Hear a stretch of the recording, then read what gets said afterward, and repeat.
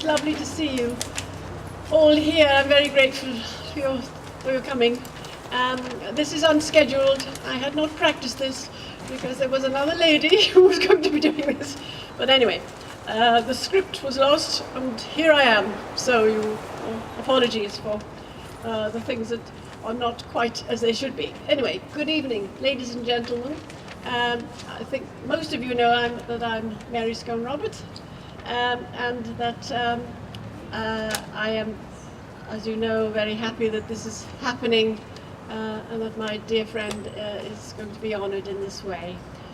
My first task, pleasant task, is to introduce the Lord Mayor of Westminster, Lady Christabel Flight.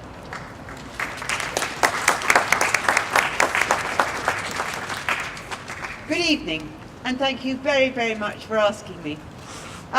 As it happens, I'm going to first of all read this, but I just thought you might like to know that the very first job I ever did was when I joined Sotheby's, was to actually do a fundraising event for this for the Yehudi Menuhin School. So I just thought that tied in rather well. So, but Your Excellency, distinguished guests, ladies and gentlemen, as Lord Mayor of Westminster, I'm delighted to be welcoming you all here today for this special unveiling ceremony. This latest commemoration marks the 115th such plaque sited across the city of Westminster. The Westminster Green Plaque Scheme was put in place over 25 years ago to complement the English Heritage Blue Plaque Scheme and to ensure that everyone in the community can access the rich and unique heritage in Westminster. Starting with an accolade to the great Winston Churchill in 1991, many more individual buildings and organisations have since been rightfully recognised for the significant and lasting contribution they have made to this city and beyond. Cecilia Memorial was an extraordinary music teacher who was passionate about her mentor's dynamic teaching methods. Through her musical talent and teaching skills, she transformed the way music was taught in this country. She lived at her flat here in Hallam Street for 40 years. I hope this will be a very memorable event for you all. Thank you.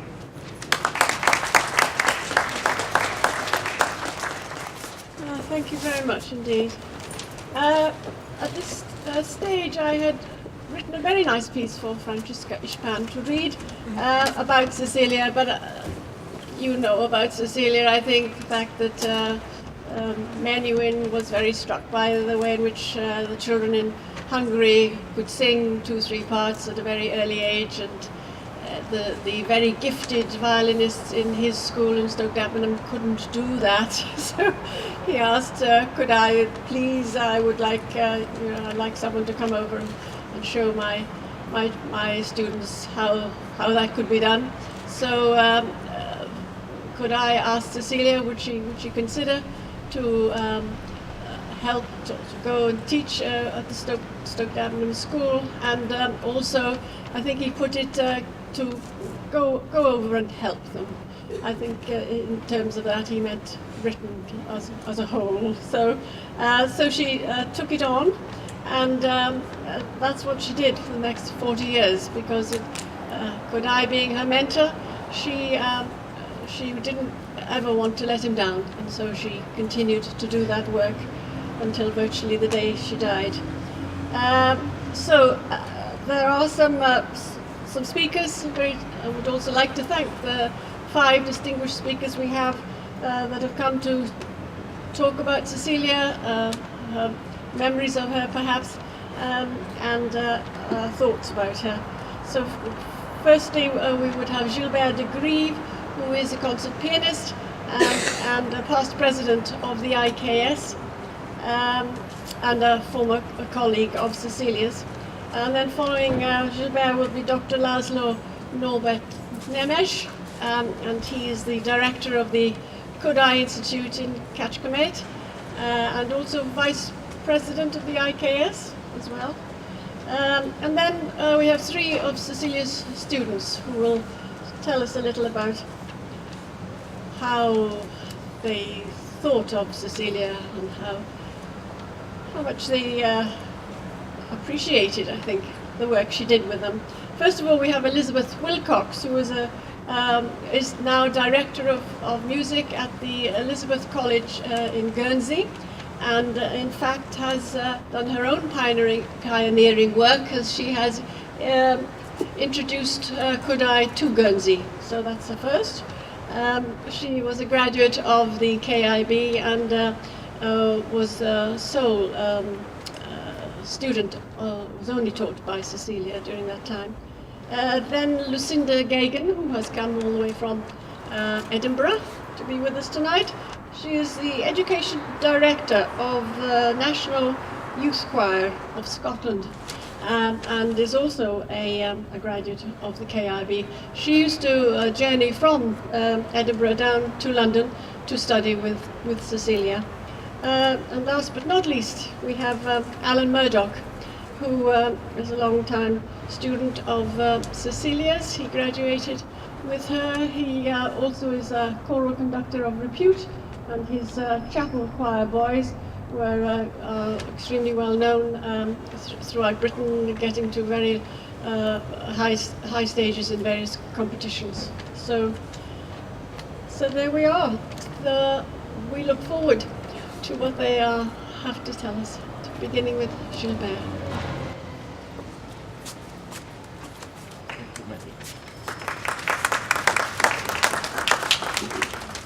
Excellencies, ladies and gentlemen, if ever you have been in the same situation, you will know that it is rather difficult, not to say quite delicate, to speak to an audience about someone who you knew well and highly respected, when in the audience there are a number of people who knew that person whom you're speaking about much longer and much better than you do.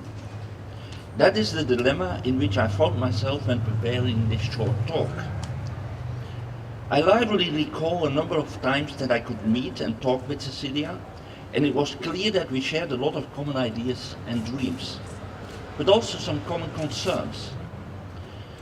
The commonness of our opinion was undoubtedly the basis for our liaison amicale. For me, as the younger one, our talks were a great source of inspiration, which I treasure until and beyond today. Cecilia was an excellent educator, but let us not forget that she was an excellent educator because she was such a great musician. It is an eternal truth for all of us. You can only pass on to others what you know and master yourself. And the master she was, in every sense of the word, as a musician, as a teacher, and as a human being. Yet, ladies and gentlemen, as I mentioned already, there are some people in the audience who could tell you much more about Cecilia. Hence my initial dilemma was not solved.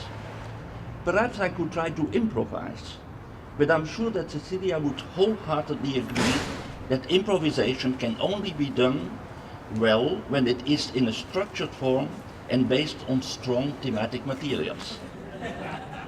Therefore, allow me to turn to Cecilia herself.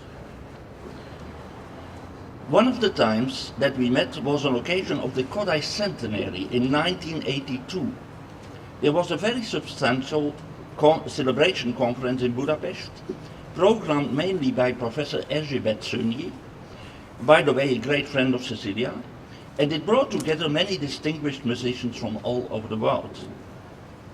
On occasion of the centenary, Cecilia also lectured in the UK, and in one talk she turned very personal. For this particular event, I cannot think of a better way to commemorate and honor her than to let her speak for a moment.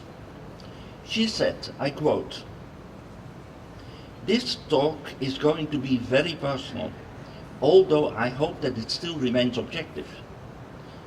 After having written many articles about Kodály's work in Britain, I find this occasion my first opportunity to give a summary of the work publicly for the mainly British audience.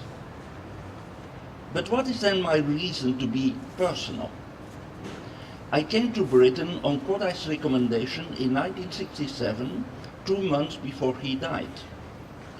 I have not been able to talk to him about the development in his work here in Britain, or about the difficulties either, which have often slowed down the development.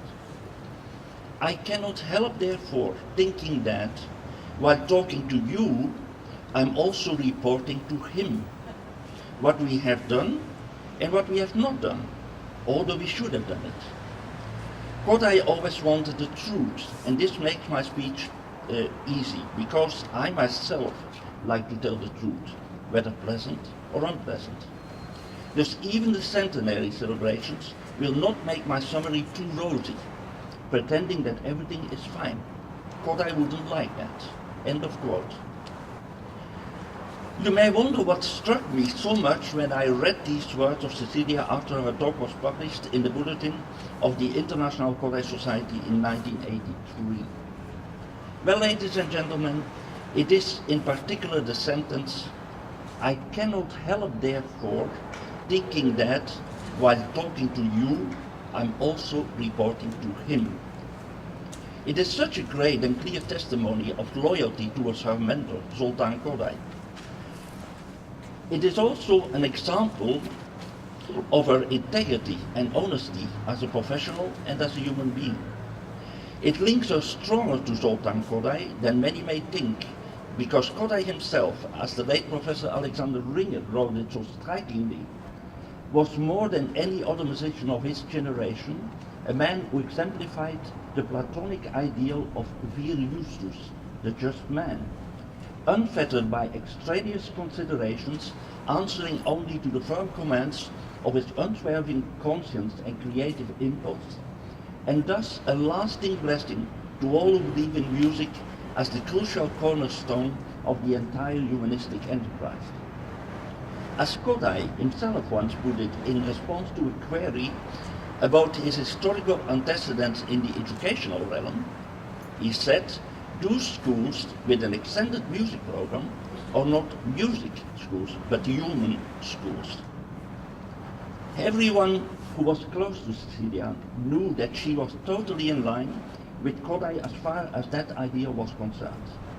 She, as so many of the so-called first-generation teachers, carried literally Zoltán Kodály's vision out into the world.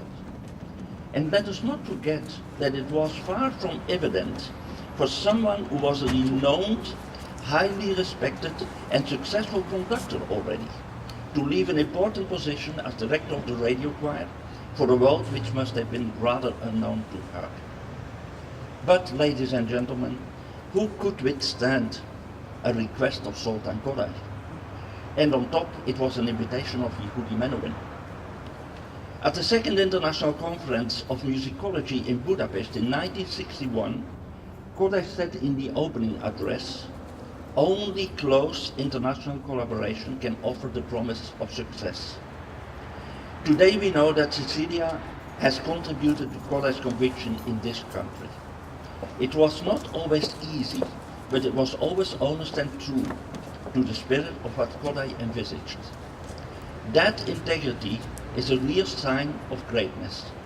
It points to a person who truly believed that the ideal was more important than her personal fame, and that what she could give with her great talent was her first and foremost beauty.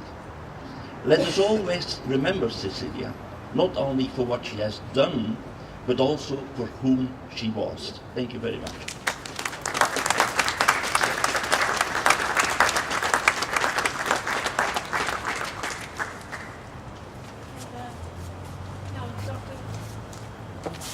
Dr. Laszlo Norbert Nemes.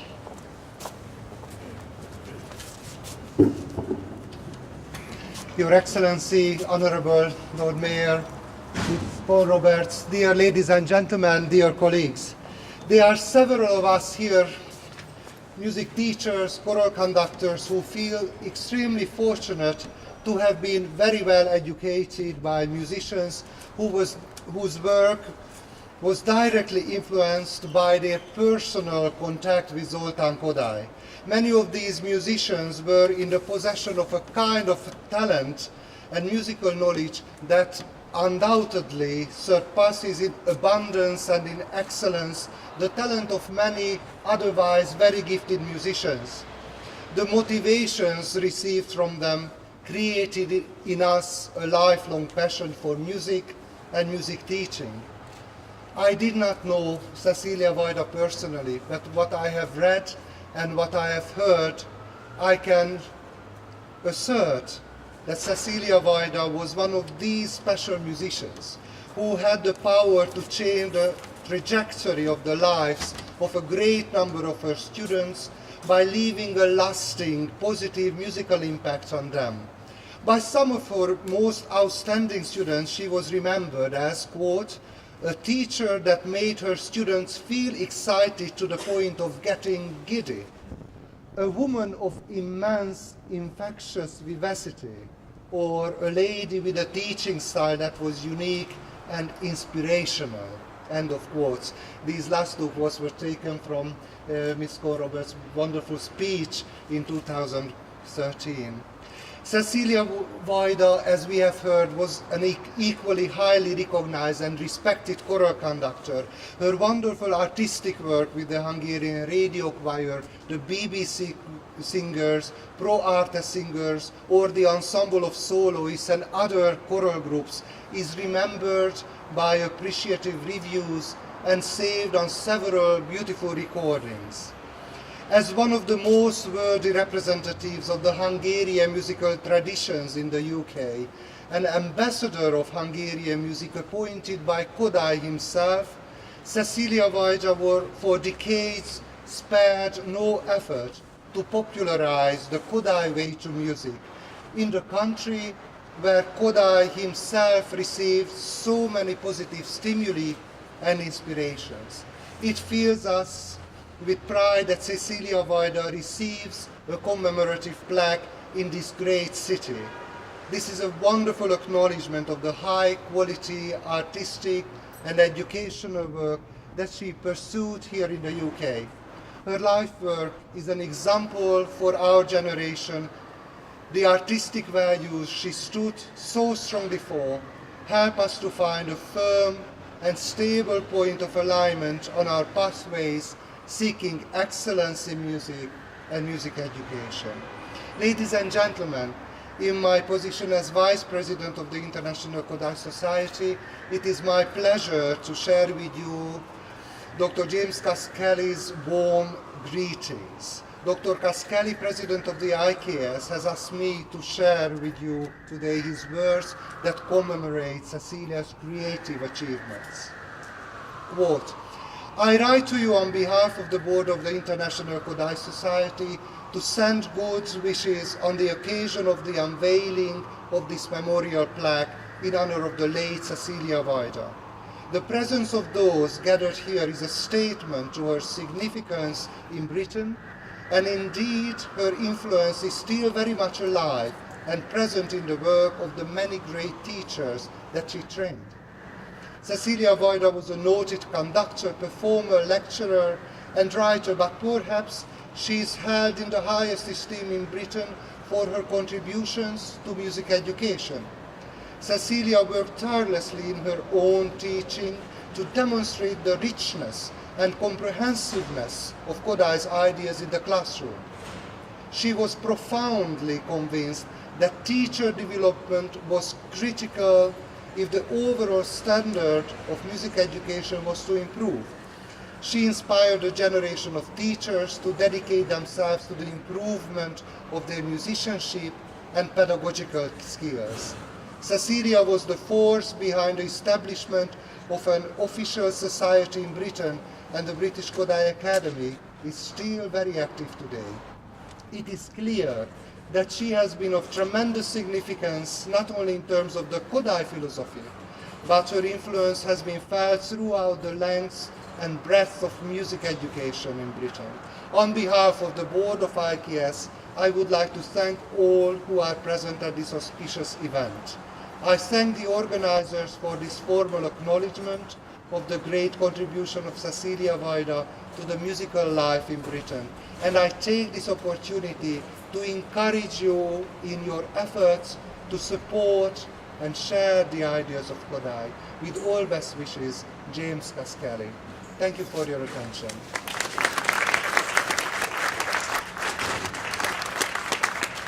We have Elizabeth Wilcox, Director of Music at the Elizabeth College in Guernsey.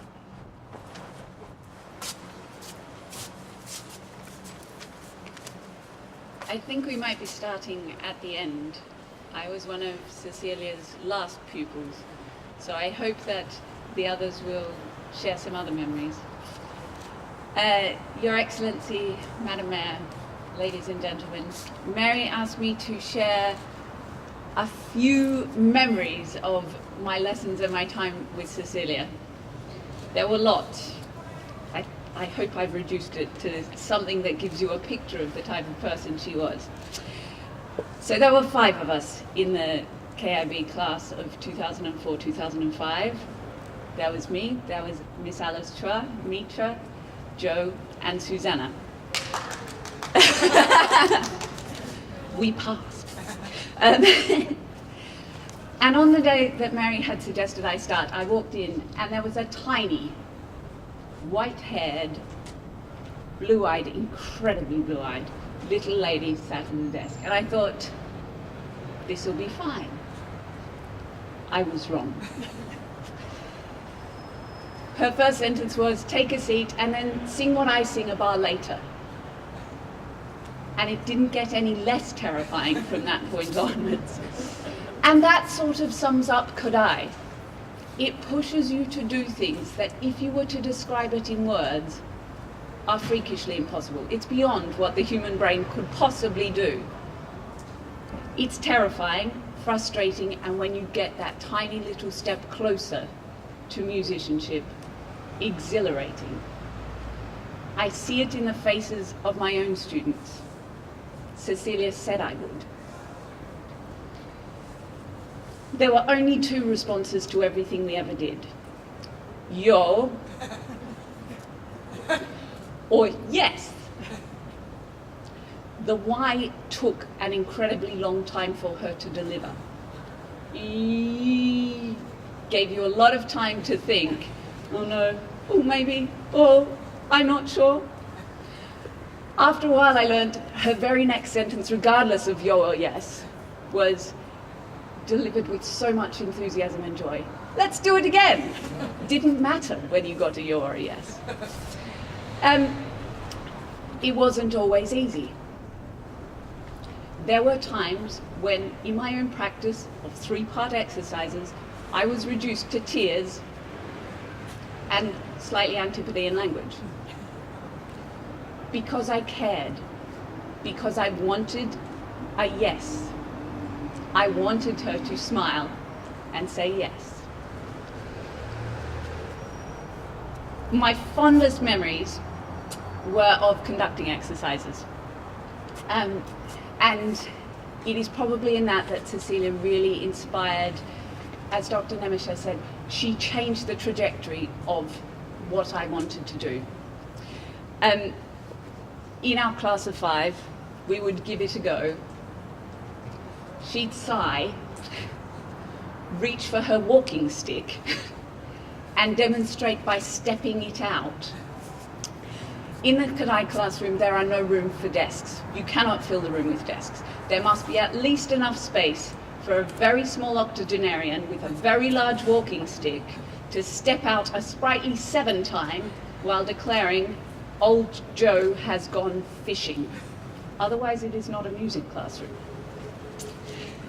Later, after we had all graduated, I had more to learn, and those conducting sessions were my favorite.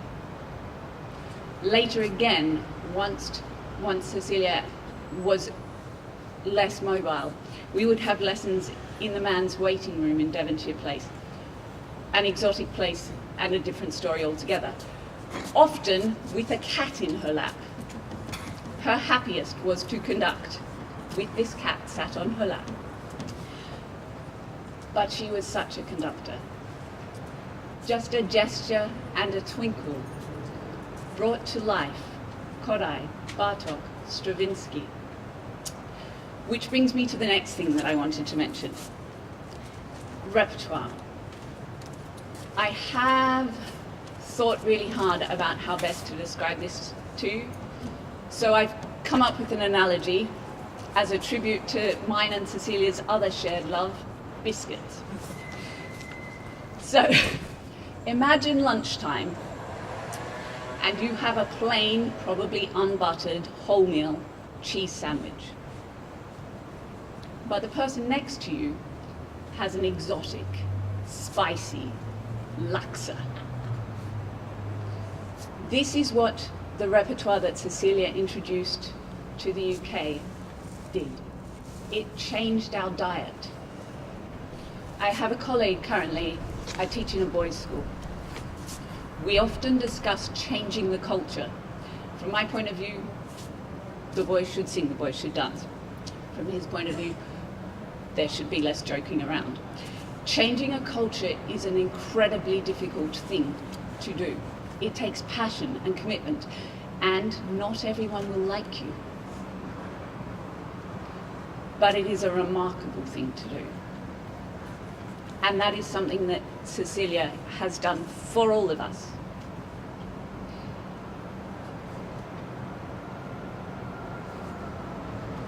I wrote a lot about the repertoire thing.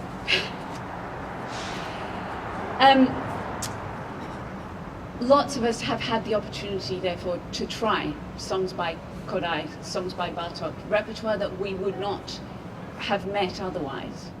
We didn't always do it justice. She was pretty clear on that. But we gave it a go, and she always encouraged us to do it better. Recently, Mary sent me a recording of Bartók songs that Cecilia had conducted. And they're fantastic. They are energetic and vivacious, and they live on or in my CD player almost constantly. Particularly for upper voices, I think that the shape, the landscape of what was available was changed through Cecilia's work.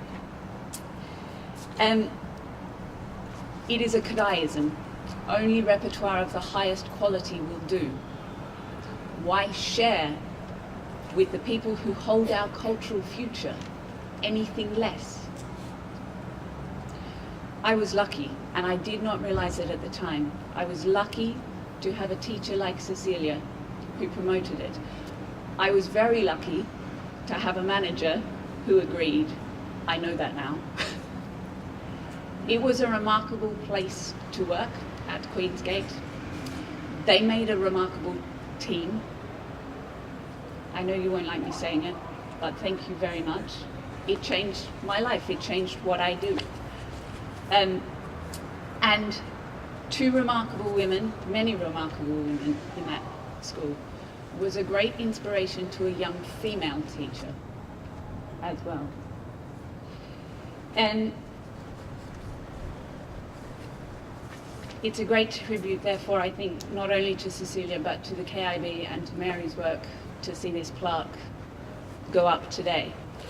Personally, my plaque would have been bigger, just judging by the curtain. It would read, here lived Cecilia Memorial, musician, music educator, biscuit connoisseur and cat lover, formidable yet incredibly caring individual, pioneer of cultural change and exchange, and conductor. We might need a bigger plaque, but I think this will make a fabulous start. Thank you.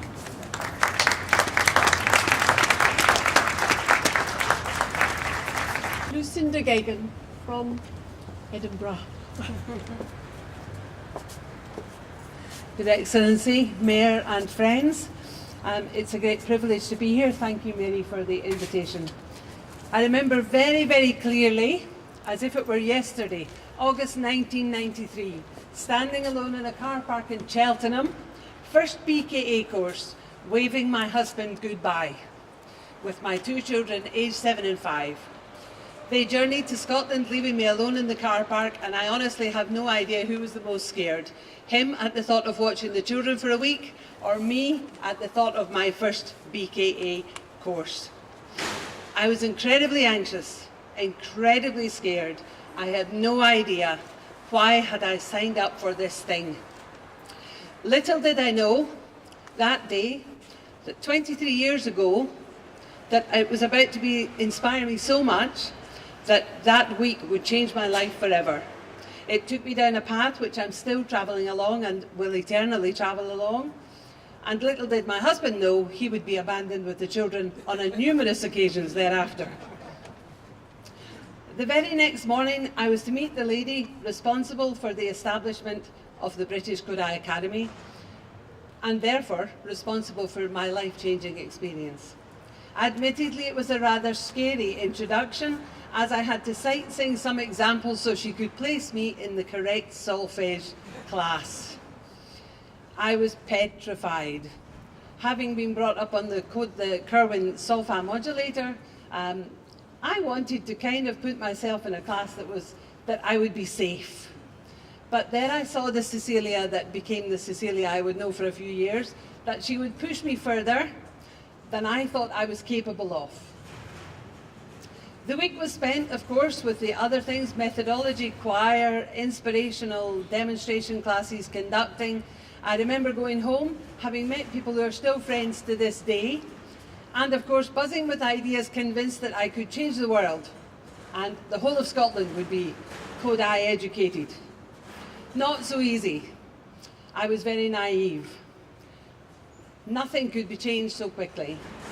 Over the years and the forthcoming summer schools, I was not only in awe of Cecilia's musicianship skills and their pedagogical skills, but I became more aware of her personal qualities. How had she managed to inspire so many people? How had she managed to change so many people's attitude to music education? I watched and learned from her and observed what for me were inspiring qualities. Her determination, the total belief in what she was teaching, and the total belief in the value of this philosophy. It was clear to me nothing would stand in her way, and she would stand her ground in any situation. Her kindness. She was happy to help anyone who wanted to help themselves. I'm eternally grateful for the weekend teaching she provided in order to enable myself and a colleague from Scotland to work on certificated courses and allow us to be examined. She had high expectations. She encouraged everyone to be the best they could be and didn't ever accept second best in any situation. Her passion. She had such a passion for what she was teaching, it was impossible not to be inspired.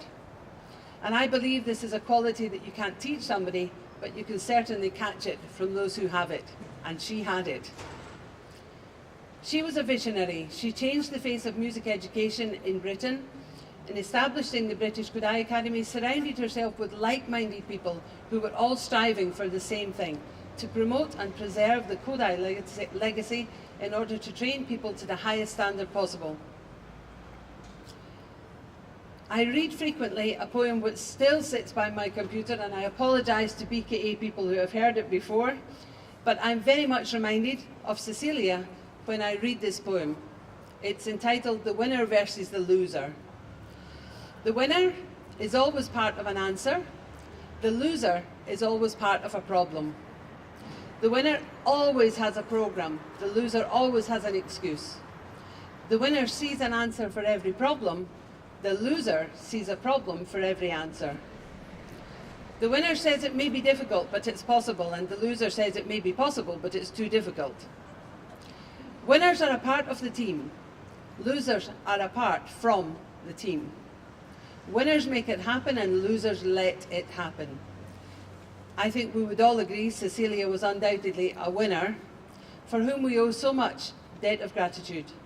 From a personal perspective, she opened the door for me, and having gone through that door 23 years ago and discovered the excellence that is the Kodály philosophy, I've completely transformed my teaching and hopefully have shared some of the passion she shared with me. I've learned so much, and I'm still learning from inspiring colleagues. I've travelled with more confidence beyond the car park in Cheltenham. I have so many treasured friends whom I've met as a result of joyful participation in music. On a national perspective, we cannot thank her enough for transforming music education in all four corners of Great Britain. She inspired so many people over the years who have in turn inspired many others. May we all continue to work for the promotion of Kodály-inspired education. May we all have the passion that Cecilia did, and may we all be, as Cecilia was, a winner. Thank you.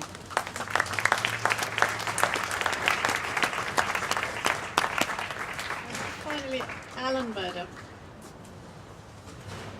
Gosh, I'm feeling very humble, Your Excellency. Lady Mayor. I'm feeling very humbled after those speeches and with such an eminent crowd. After Elizabeth started speaking and said she was the last pupil, Lucinda turned to me and said, "Were you the first?" I don't know, I think I might have been. But it's a great honour to be invited to speak about Professor Voida, Cecilia. And it's a mark of the high esteem in which we all hold her that finds us gathered here for a tribute to a wonderful teacher, inspirer, and of course friend. And to Mary, who supported her unstintedly in the mission set by Kodai to bring his philosophy and music education to this country. I almost said back to this country, because of course the most fundamental element, the solfege, solfa singing, was he found over here. As a student, regardless of personal ambition, all our B-Mus students in my final year in Belfast were told they would have to do the music teachers course at London University. And it was there 45 years ago, in 1971, that I first encountered Cecilia. Rather boring lessons in the philosophy education, we were told, use the textbooks to hit them with, in jest, were surprisingly at first transformed by, to me, this astonishing vision in powder blue outfit, white blouse, red kerchief with beautiful wavy blonde hair, wonderful engaging smile and an infectious giggle. I'm sure the heavenly wings are just part of my imagination as the years have gone on. Full of boundless energy and enthusiasm, but at the same time, she had us totally entranced through only the wave of her elegant, graceful hands, with the beauty inherent in a simple sung major triad. I had so deftly and expertly been drawn into my, like so many other people, unforgettable Kodai moment of revelation of what music education should really be about. I taught in Belfast for a long time, where I was more or less a lone voice. But when I came back to London, I sought out the BKA, and I came along one Friday night. And I must admit, Elizabeth, I didn't recognize Cecilia when I walked in at first. She had aged quite a lot in appearance, but once she smiled, I knew who it was. And that mischievous giggle. She once said to me, "Oh, you play the trumpet, do you? You don't need to operate the valves when you're singing solfa," because my fingers would be doing the valves. That mischievous giggle, that eagerness to support, as Lucinda was saying, support, encourage, that energy after many years of an unbelievable schedule of travel and teaching, which would have killed off many a lesser person. The same professor that made me come to London had 3 sons. They all went to different schools in Belfast, the top schools. We as music students said, "Why?" And he said very simply that when he went to the first school, he wasn't satisfied with the music teaching. The second son went to another very famous top school. He wasn't satisfied. He gave up after the third son. But it was only later that I knew that what Cecilia had started in me was potentially music taught properly. And it was my avowed intention for the rest of my career to use it so that I would never cheat the children of a good music education through Kodai. If that professor walked into my classes, I knew he'd want to send his next son to my school. And I always found that if I had a problem in music teaching, go back to Cecilia and I'd get it right. Can you imagine if Cecilia walked into one of my rooms? You can hear her, can't you? You can hear her saying, "You're not," oh, never mind. That moment of revelation was for me life-changing, as you've heard from others. And I'm sure many of you will have considered what an extraordinary change her life must have been in coming to London. she left behind a career in Budapest just for us. To what heights of eminence might she have risen in Hungary? But she came here for us. Who knows? Being taught by Cecilia not only gave me a life-changing moment, but because of her, I continue an absorption in what, like her, has been a lifetime passion. I had it through her, as if directly from Kodai himself. I will always regard it as my good fortune to meet and to be taught by simply, as Lucinda said, the best. Cecilia Memorial.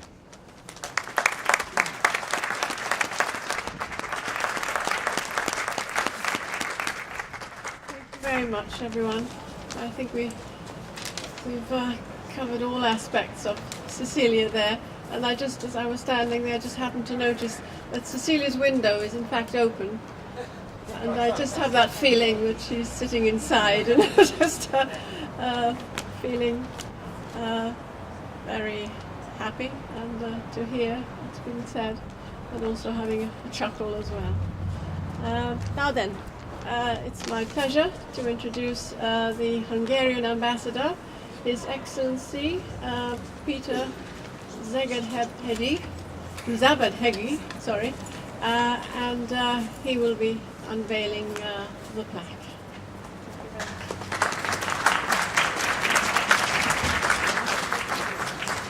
My Lord Mayor, ladies and gentlemen, first of all, let me thank all those lovely speakers. They have truly inspired us. Thank you for remembering Cecilia Vaida. Thank you for sharing with us all the experiences that you have had with her. Now, being the last speaker, I'm in a situation that last speakers usually find themselves in, that what I have planned to say has already been said, much of it. But I do have some bits of prepared speech that you haven't yet heard, and some of which you may have, but certainly deserves emphasis. So it is not easy to establish how many dwellings of eminent Hungarian Brits have been marked by plaques in London. It's really not so easy. There are arguments about how many such plaques there are, but only 4 plaques are listed officially. Those of Lajos Kossuth, who inspired and led Hungary's fight for independence from Austria in 1948 to 1949, filmmaker Sir Alexander Korda, the composer Béla Bartók, and the Nobel Prize-winning scientist Denis Gábor. So I'm honored and proud today that Cecilia Vaida is joining this illustrious list, thanks to the tireless work of Mary Scone-Roberts, a former pupil, colleague, and friend whose dedication and support keeps alive the memory of this outstanding representative of Hungarian music culture. Cecilia Vaida came to the United Kingdom in 1969. And maybe few of you know that she lived in South Kensington. Very interestingly, next door to the house in which Béla Bartók used to stay when visiting London. Very interesting. Cecilia was the founder of the British Kodai Society and excelled both as a conductor and teacher, as we've heard.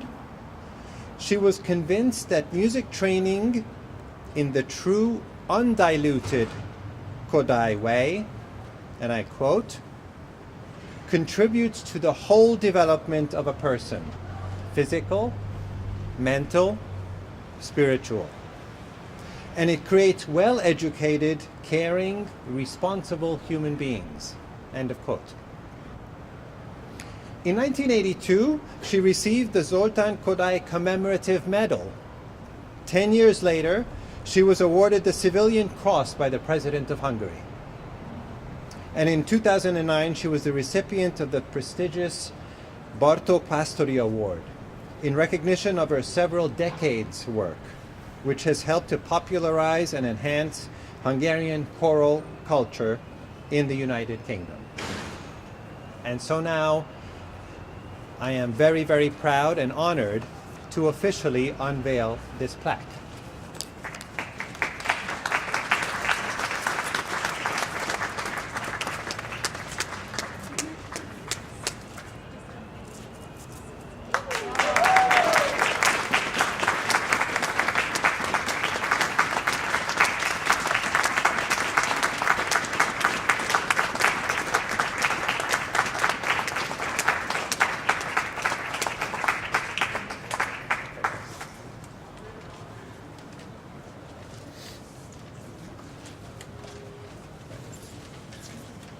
Very much for that.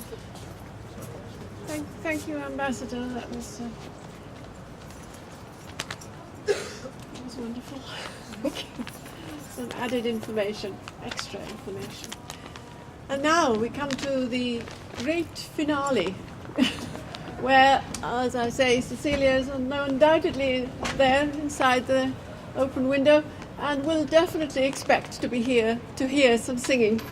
So, Francisca Ispan, who was a student of hers at the Liszt Academy of Music, and then went on to be director of the director of studies at the Liszt Academy, is also a choral conductor, is going to encourage you all to sing the song which I think I've sent most people, which is Harmonia Mundi. I think the first thing she's going to do, although I'm no choral conductor, but is to sort of what Cecilia would do, as having watched her on so many occasions do this. Where are the sopranos? Let's have them this way. The altos here, please, and the men over there. Okay. So if you could do a quick shuffle, that would be really wonderful. Sopranos. Sopranos here. There we are. I'll leave it to the expert now. And just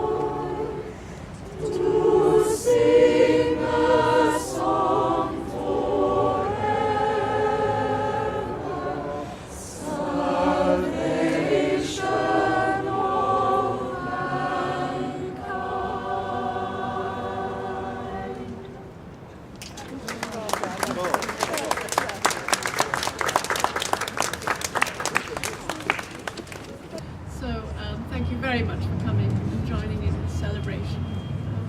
Can I say? Everybody clap.